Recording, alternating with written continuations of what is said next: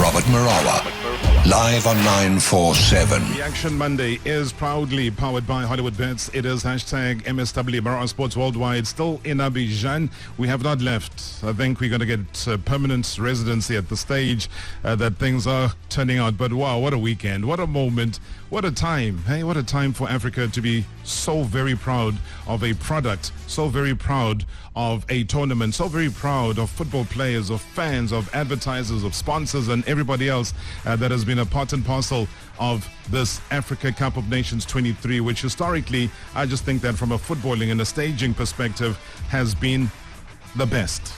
Somebody here who's sitting next to me can argue against that. He'll tell me because he was there in the forefront of everything that was going on. We'll get down to the success, and congratulations. We cannot not say that. Congratulations to the host nation, Côte d'Ivoire. Congratulations for pulling it off, getting that all-deserved victory against Nigeria. Nigeria walk away as silver medalist. Gold medalist is Côte d'Ivoire. Bronze, yes, South Africa. They were there. In that final moment, the proud nation of South Africa stepping forward to get their bronze medals, and what a moment that turned out to be. All right, send us your WhatsApp voice notes. Do give us all the reaction of the entire tournament. And of course, Bafana Bafana individual awards collectively as well. Do be a part of the movement. And you know what? For the very first time, I can boldly say that we have in studio, in Abidjan, Coach Hugo. He is the Bafana Bafana coach, and he joins me here to chat about all things to do with that. Coach, good to see you. Firstly, welcome to the show. Thank you very much. Oh man, I've got to congratulate you for leading Bafana Bafana into a bronze medal finish. How was that for you? Yeah, that's something fantastic. So 7 years ago I won it with Cameroon, but I have the same emotions, I have the same feelings, even when we are third. But yeah, it's fantastic, and when you see the response in the country, South Africa, you can only be happy, and not only for me, but for the team and for all the team, not only the players but also the staff, and yeah, everybody runs happy through the hotel here. So it's a fantastic feeling. I know that in the press conference, one of the things you make mention about the third and fourth place playoff is that, yeah, maybe it's one of those things that shouldn't really be there in football. Yeah. But then when you see the outcome in the end, does it change your mind at all about your feelings about it? Yeah, even when we won it, so we were third. But for me, this is a game that shouldn't have been played. You 3-4 days before.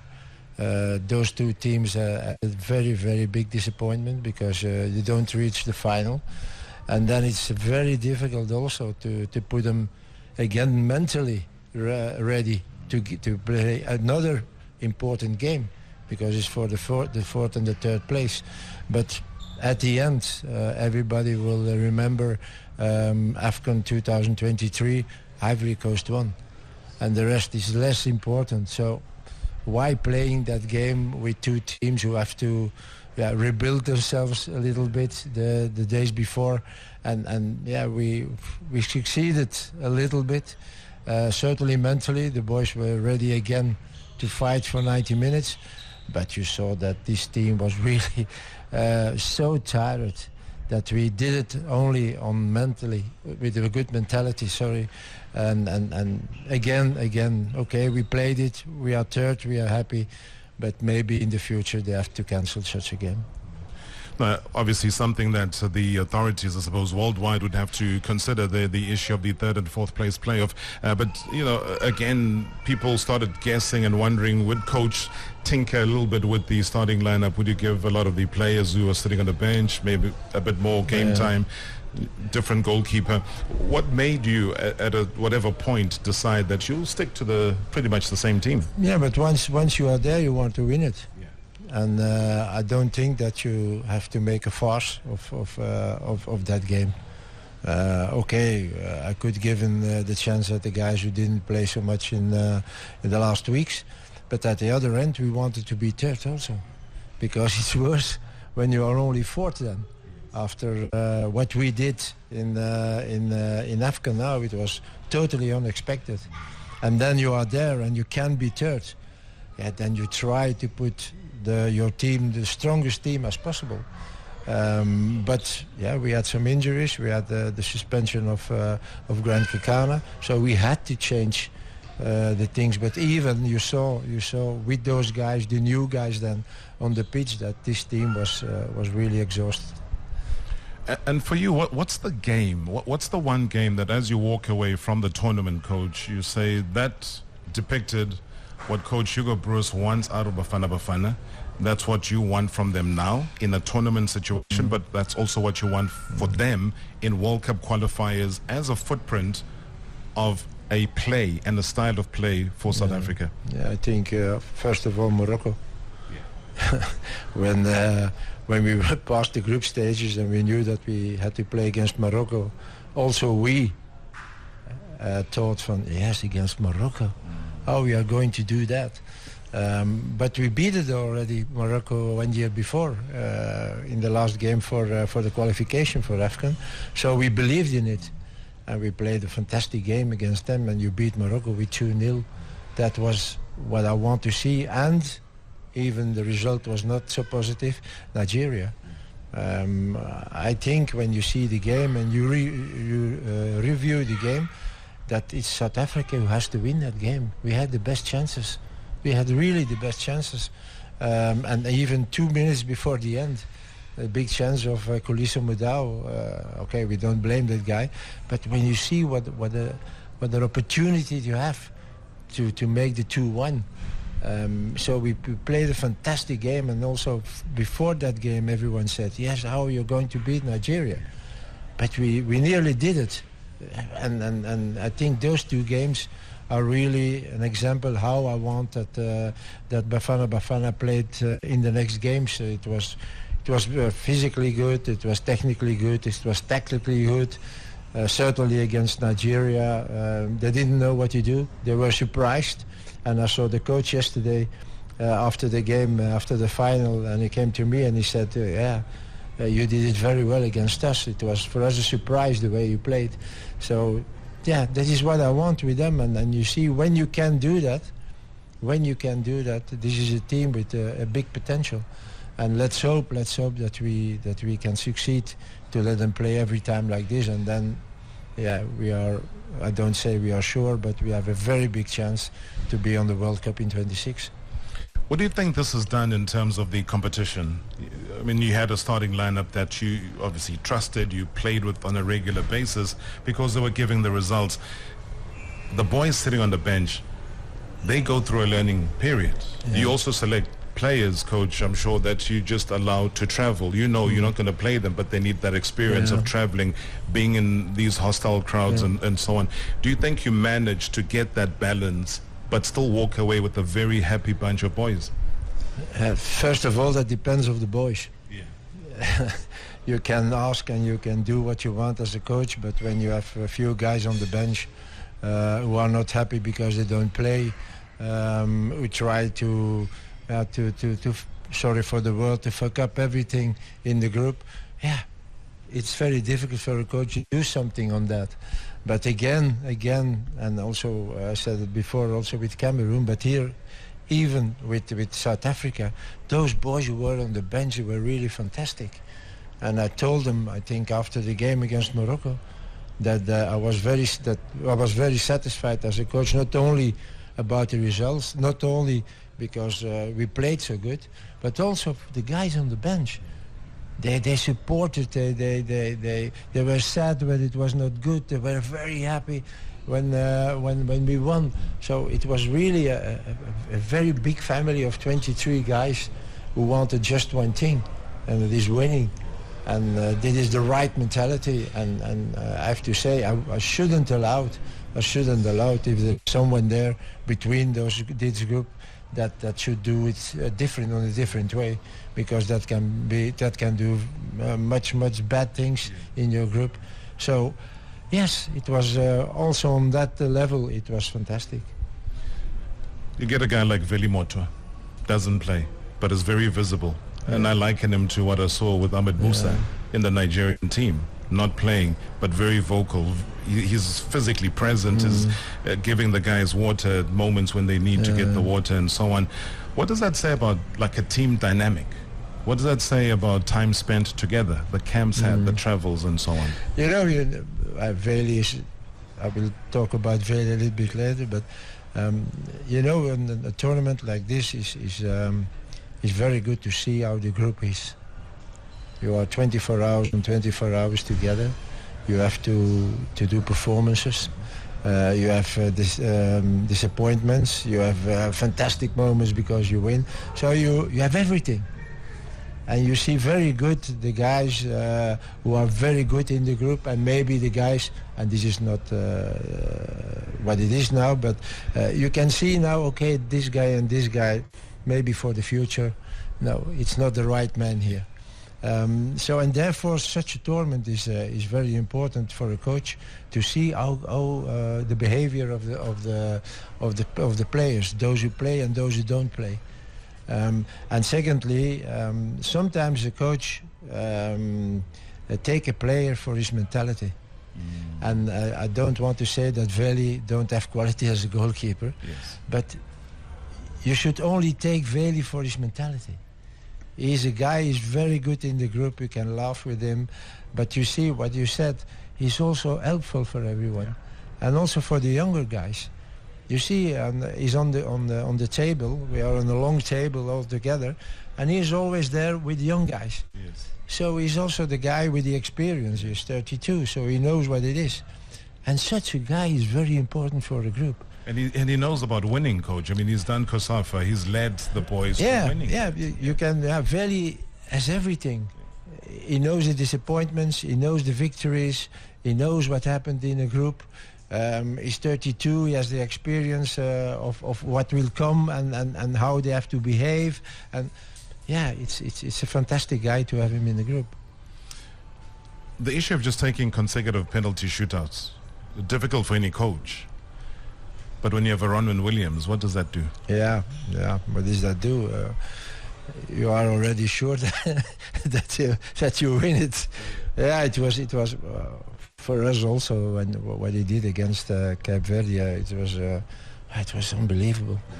He took the first penalty, he took the second, and then you said, yeah, good. But then the third and the fourth, I never saw it. Yeah, honestly, I was thinking about after that game, did I have a goalkeeper once who took 4 penalties or 5? I don't remember. Really, I don't. Even in Belgium, we had very big goalkeepers like Jean-Marie Paf. It is very, very big. He played for Bayern Munich. I don't think he ever took 4 penalties or 5. And then he did it again now against Congo. So yeah, that gives us a certain, what can I say? You're not so nervous when he is in the goal. You know, Ronald will take 1 or 2. And that gives also for the opponent a bad feeling when you are there in front of him, and you know, this guy he can take penalties. So yeah, he did it fantastic against Cape Verde, and he did it again against Congo, and he's best goalkeeper of the tournament. I shouldn't know who you have to choose if you don't choose Ronwen. He's a fantastic guy also, good captain, a good captain. And this calm captain. Yeah, but a good captain. He's calm, but you know, when Roman said something, okay, the guy said okay. And this is also very important, and that doesn't mean that he's shouting and he's yelling. No, he just say it and they'll be okay. And this is also important for a coach, that a captain, they have a good captain. I have a good one. I had a good one in Cameroon, and I can compare it really with the same. He's there without much talking, but he has a personality. And then when you do performances like this, then it becomes more and more easy. It is. You find a Percy Tau who does not convert, then there's a different match day, different mentality. First person to the ball is Percy Tau. He wants to now score. Yeah. What is the conversation between coach and player? I mean, one of your senior players, with regards to if, guys, we get a penalty during the match, who then steps forward? We put always in the dressing room, there are the set pieces, what players have to do with corners, free kicks, for us and against us. And also in the bottom of the paper there's all the penalties, and then we put always 3 names. So normally it's the Bocho, it's Percy, and I think it was Aubrey, I think. And they decide. Because I think it's very difficult when you tell to a guy you give a penalty, but he's playing a bad game. Maybe he doesn't have at that moment the confidence. So it's better that they decided on the pitch. So and the guy who feels okay, I will give the penalty. Okay, he gives them, and when he miss, because I will never blame a guy because he missed a penalty. I know what it is. Missing a penalty. I did it once. So because I didn't take so much penalties. I scored once also, but yeah, it's such a different situation, a difficult situation. Yes, that yeah, okay, you decide and try to score it.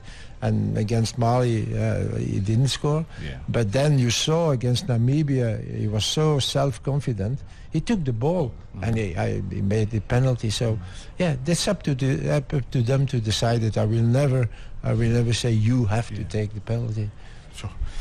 So much to talk about, Coach. As we wrap it up, the way forward for you now, we come away with the bronze medal, fair play. FIFA's recognized that, which again is an accolade that we should celebrate as a country, being chosen as that. Ronwen Williams individual awards. For Coach Hugo Broos, what's the next big challenge? Obviously the World Cup. Yeah, sure. There is only one challenge now, that is the World Cup. And it's not an easy group. Maybe not on quality level, because, okay, there is Nigeria, but the rest little countries, as they name it. But yeah, there are dangerous little countries. Yeah, you have our neighbors, Lesotho and Zimbabwe. And then, yeah, we saw it already. Okay, this is finished now, but yeah, we have to go to Rwanda. It's hell. It's hell. You fly, I don't know, 6-7 hours, and then you arrive in Kigali, and then you have to do a 3 hours trip with the bus to play on a pitch, an awful pitch. So the circumstances are very bad. So I don't know how it is in Benin. I know it in Zimbabwe because we played already in Zimbabwe. But yeah, this is also something in African football. It's not only the opponent, it's also the circumstances. And I think there is a lot of work to do for CAF and for FIFA. You can't put a team in an aeroplane for 7 hours and then having 3 hours bus on 40 kilometers an hour average. This is not done. We are in 24. Sorry. Yeah. So, yeah, I think CAF has to look at that and say, okay, guys, when you don't have the right accommodation, we give you 3-4 years to have it, but then it's finished.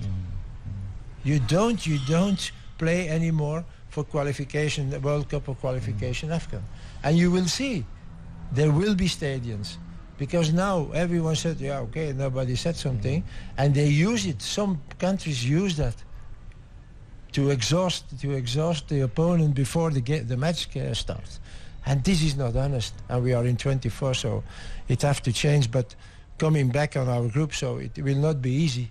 But I think with what we have now and the confidence we have now, that it should be possible. Even Nigeria, we saw it. We played against Nigeria already, so we know how strong Nigeria is, but we know also how strong we are. So yes, it can happen also this time. A long time ago, but let's hope we can succeed. All right, the footprint is there as far as Coach Hugo Broos is concerned.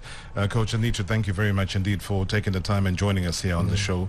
And once again, well done. Okay, it was a pleasure for me. Thank you very much. Coming through live from Abidjan in the Bafana Bafana camp just prior to them and their departure back to South Africa, where they'll be landing 4 a.m. 4 a.m. on Wednesday. More than that, It's about your reaction. Send us your WhatsApp voice notes. AFCON coming to an end. Ivory Coast are the new champions. Runners-up Nigeria, South Africa in third place. So what has your feeling been about all of that? Send us your WhatsApp voice notes. We'll play them right here on Reaction Monday. Evidence. Makgopa is somebody that has taken AFCON. I'm not going to say South African football by storm. Has taken AFCON by storm and is here with us in studio also to chat about the tournament itself. Evidence, good to see you, man. Welcome to the show. How are you feeling? Yeah, I feel very tired, man. So, yeah. But, okay. Feel very tired at the moment. It's been a tough one, so no rest. So, yeah, it's tough. It's tough, but good. It's come to an end now. I mean, how do you feel? There were so many high moments, difficult moments, but then the tournament is over. How does that make you feel? I can say I feel great. It's a great feeling, especially in this, I can say, a big tournament in a continent. Yeah. So, obviously, I have to feel great because I think going individually, I think I did very well. Yes. Yeah, I think I did manage to help the team where I can. I just gave my best, so yeah. But did you surprise yourself, though? Because a lot of South Africans were like, wow, they did not know that you could play at that level. You could play at that intensity, but also be consistent. And the coach chooses you to play in almost all the games. Where do you think the turnaround in your football came through to give the performance, Baba, that you give when you gave to us at the tournament? No, for me, I think it all takes yourself to believe in yourself. No matter how people they see you or they judge you or something, but for me, that one doesn't matter. I don't really care about that one. So on this one, I think just happened. And, yeah. And what was your best game, though? I mean, out of the matches you played, which one do you say, I know, as evidence, Mangroka in that one? I think the game against Nigeria was intense one. Yeah. Yeah, very interesting one. I can say I had a great game, but unfortunately we ended knocked out. Yeah. It was tough. Especially missing a penalty. It's tough, man. Because imagine it's semis. Yes. And we had a great run, but at the end of the day, we just lost the penalty because on penalties causes win-win situations. It's a gamble, though. I mean, you can't be hard on yourself. Yeah, it's a win-win situation. Yeah. So, yeah.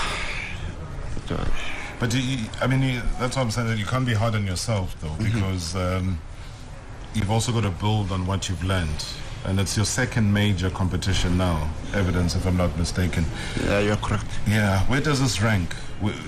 When you compare the two, where does this rank in terms of importance? Does this give you now the hunger for being there for the World Cup? World Cup is around the corner. Yeah. Yeah, this one I think gonna also give us a push as a team, not individually. I think now as a team we know we can compete at a higher level, so I think now we have to just give a last push to qualify for World Cup, and I think the rest will come. Tell me about the disappointment, though, because you would have gone to Denmark, I believe, after the Olympics. How was that disappointment for you, and is that still something that, plays in the back of your mind? No, at the end of the day, you have to accept and move on. So I don't think I have any regrets about it. So if a move to Europe gonna come at the right time. So for me, I think maybe it was not the right time. So maybe a better opportunity will come now after the AFCON. I mean, the whole world was watching the tournament. Who knows? Yeah. But what are you feeling, though? I mean, is there a sense, Hugo, that they would be... No, for me, I think when it's time to leave, it will come. So you're not in a rush for that. You're not giving yourself a time to say, if I don't get a European opportunity by the time I'm X number of years, then it's over. No, I think when time comes, it will come. So the thing is, when you run things, you start to push where things don't have to because now you're gonna put the pressure on the team. On the other hand, they need you. Yes. Now they won't let you go. So now you start to be frustrated and other stuff. So I think you'll wait. Yeah. You'll wait. And just tell me about your teammates, though. They've been watching you play. Have they been able to come forward, respond during the tournament? What have they been saying to you while the tournament's You mean on? Your buddies there. My parents? Yeah. They do send messages via WhatsApp. Yeah. So. What are they saying to you? No, some. Okay, mostly some they say congrats after game, some they say good luck before the game, so I think that's all we need. But they feel proud. I think more than anything, they can say well done, but they feel proud. Yeah, I think so, because for me, I don't think I'm alone in this, so obviously I'm with them. Yeah, they might not be here, but I'm with them. And people that you're with, just tell me about the influence of, everybody talks about the Sundowns players that are there in the Bafana Bafana team, and there's 7 or 8 that will start a game and so on. How's that been like, you playing now with them and the kind of influence that they've had in the national team? Okay. For me, I can start here, we are privileged to have them in this camp, in this squad, in this Bafana squad. If you can take a look, the likes of Williams, our skipper, the likes of Mshishi, Devo, I think they have that brotherhood thing. Yes. Yeah, so they won't even let you feel like you're not. You're an outsider. Yeah. So. They'll always maybe try to motivate you if you're down or something. So for me, I think this Bafana squad, we have that brotherhood. So I was about everyone, to say, it sounds like a family. Yeah, everyone fits very well.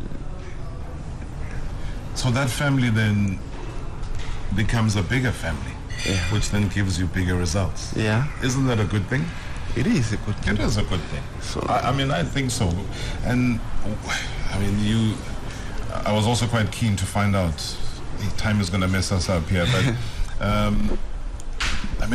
the influence of the Sundowns players, I was keen as well to know about the role of somebody like Percy Tau in the dynamic of the team. And obviously the two of you, there you are playing up front, you also need to have an understanding of each other. Yeah. How's that developed?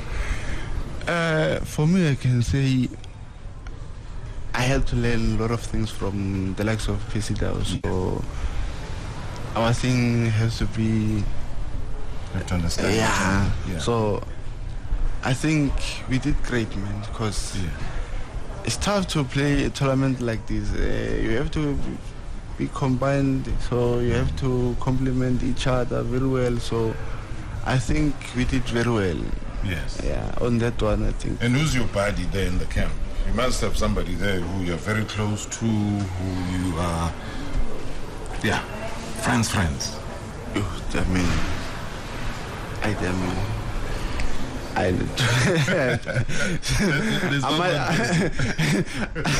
I might count everyone. So. That's fair, because if you say one, they're going to be like, and the other thing you're going to say, Tabang, Civis, whoever, then you left someone, then you say, but this one I'm always with him. Just finally, just a message to all your fans, others that were not able to reach out to you, maybe have said a couple of things on social media. What do you say back to them for giving you the kind of support that they gave you? For me, I'd like to say thank you to everyone that has been supporting me and the team. I think we really appreciate your support as a nation. Yes. So please keep on doing that. I think we're gonna need it going forward. So. And the World Cup. Yeah. You must be there. Well, you must be there. We have to. I mean, people are saying you're the new Chipama singer now. So that also is something I was going to talk to you about, but we'll leave it for another day. And that is an honor when they put your name against a legend like that. Imagine. See, let's leave that for evidence. Great pleasure, my friend. Thank you so much, man. Good to see you, and congratulations on the great tournament. Ronwen Williams, the man of the moment, the man of the tournament, the man of so many different things. I don't even know where to start. Good to see you, Captain. Good morning. Good to see you. How are you feeling? Oh, so many different feelings at the moment. So tired, man. It's been training, but so proud, happy of what we accomplished. So, yeah, all in all, I'm feeling good. You said something there, so many different feelings. What's the primary feeling that outdoes any of the other feelings that you might have? What is that one feeling that as you leave AFCON is uppermost for you? Proud.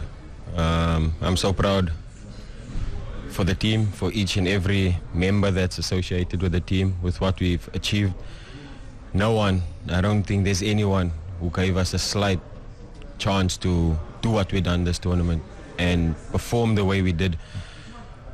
But us internally, we had that belief. And if people can go back and see all our interviews that we done prior to leaving to come this side, you could see that there was some sense of, belief that we can do something. So I'm just proud and happy. And yeah, the main thing is, just the proudness that I'm feeling. It goes around the entire camp, it goes around the entire squad, but also you look at the collective achievement of a bronze medal, but then I also slice it up now and I say there's Ronwen Williams getting individual deserved awards. Well done on that. Congratulations. Did you at any point expect it? Maybe if the result between Nigeria and Ivory Coast was different, there would have probably been a stand there for a shout of it. But in the end, it was you and deserved regardless. Oh, thanks so much. Obviously, it's not me alone, I give credit to each and every player. Yeah. I don't do it by myself. And it's so, it's so funny that yesterday all the players came to me. Maybe 80% of the players came to me and said they need to concede today so that we can get it. And I like the fact that they said we. Yes. As much as I'm going to get all the praises and obviously the accolade, but it's us, and it's not me. I mean, how many saves realistically did I have to make during the games? In 7 games, I think realistically maybe average 2 a game at such a massive tournament. And high intensity. So it's props to each and every player, especially the defense as well. They were so solid, from the first match up until the last, just to keep going, to keep fighting. And, just the sense, the pride that we have in not conceding. This has never been, at the national team, where players are like, the main thing is a clean sheet today. And you can see over the last few years, how rock solid we've been. Yes. So yeah, as much as I'll get all the accolades, it's for each and every player and technical member as well. The humility in Ronwen Williams is something I've known through many years. I understand. You never like to take the praise. You'll get the individual awards, but in the same journey, you'll be breaking records.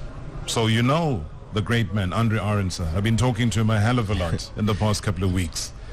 And he knew when you're about to equal the record that it could be up in this tournament. And you've done that. What does that feel like? Andre Arendse, one of our greatest, who went record number of times without conceding. But you've broken his record now. Yeah, I mean, amazing achievement for the team, for me personally as well. And to break, a fellow South African record, it's amazing as well. And now for another South African to be there, seated alone. You know, it's amazing. I'm just happy. I'm just proud, you know, of what we've achieved. Like I said, yes, I'll get all the praises, but it's a team, it's a collective, and I'm just proud of what we've done, and just to have, you know, that record now as a South African is amazing. You know, I mean, it's been there for so many years, and Coach Andre Arendse will probably go down as South Africa's all-time great. Yeah. You know, so I'm just happy, you know, that I could learn from him, worked under him, and obviously inspired me so much. So I'm just glad that a fellow South African has the record now. How are you dealing with the added pressure? You deal with pressure all the time, and there's a sense of calm about you when you do it. I speak here at the AFCON to Emmanuel Adebayor. First thing he talks about is you. I speak to Daniel Amokachi, an Olympic gold medalist with the Super Eagles, and he knows what it means to win Africa Cup of Nations. What does he do? He talks about you. El Hadj Diouf, as you know, was supposed to do a jersey swap with him. He asked for it. Unsolicited, that's what he asked for. Talked about you. Those are world international players, from Real Madrid to Liverpool to anywhere in the world. They have represented at the highest level, and literally unsolicited talk about you. So imagine what the rest of the world is saying. How does that make you feel? Speechless, you know, when I heard, you know, these guys wanting to see me and praising me like that. It's heartfelt. I just feel sense of gratitude, you know, for the years and years of sacrifices, you know, that I had to make in my career, in my life. You know, so it's been tough, you know, especially my Bafana Bafana journey, you know, having my debut, losing 5-0 against Brazil, and 2 years ago losing 5-0 to France, you know. So obviously people criticized me so much, but I just, you know, stayed focused, continue doing what I know I can do. And obviously I got better as time went by as well. I've become so much more calmer now. I've always been a calm person, but I'm way calmer now. And I'm in control of every situation, you know, every situation on the field. You know, I see things clearly now. And all the praises that I'm getting from these superstars, it's amazing. You know, having, after the Mali game, you have Basuma, who plays for Tottenham, wanting my T-shirt. You know, it speaks volumes to obviously what I've done and what he sees from me. So it's just for me to inspire the next generation to believe that it's possible. I mean, having the legend Adebayor coming up to me yesterday and giving me such wonderful praises, it's amazing. You know, I'm just happy that, you know, my talent is being recognized now, and hopefully my story can inspire the fellow South African, you know, to believe that we can, you know, make it, because we've got the talent, we've got the ability. We just need to go out there and, you know, reach for the stars and stop aiming low, because we can do it. You guys have showed that we can, and you guys have shown that the World Cup could be yet another step in the right direction, could see us surpass anything that we've ever done, and we need to be back at a World Cup stage. The numbers have increased, the participation of the continent's numbers has increased, so we have no excuses anymore of just 5, you know, with the Americas taking charge of that. Ronwen, you know, we can talk football, you and I, for hours and hours. I've got to let you go. You've got other interviews to take care of, but maybe just directly to the camera, your message to so many millions of South Africans that have sung your praises, supported you, went on social media and other platforms just to reach out and show you love.